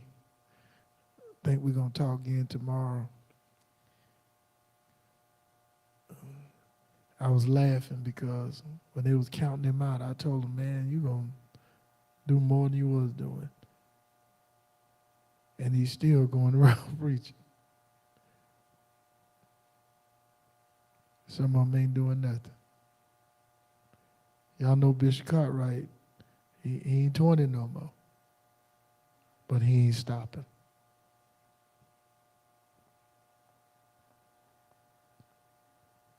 I'm thankful for him still being my friend.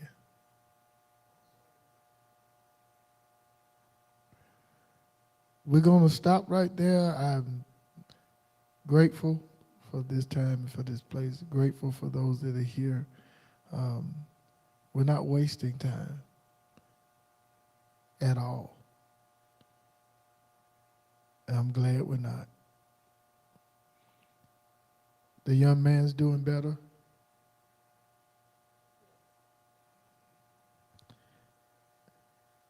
Outstanding. Outstanding. Not everybody can care like they ought to care. But don't get exhausted because you care. Y'all see, y'all know what I mean? We got a lot to do.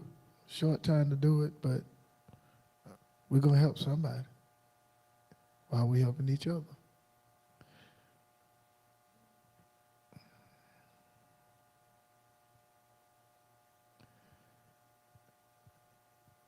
Okay, let's get ready to go. Most High, Mother and Father of life, we're thankful that we are able to do that which we do, and we're thankful that we're not alone. We're thankful that we're going to be able to continue to go forward.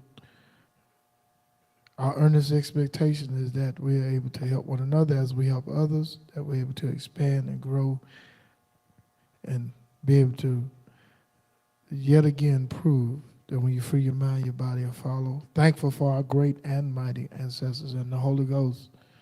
With great joy, we look forward to the remaining part of this evening and night being peaceful and prosperous and productive and blessed. Ashe.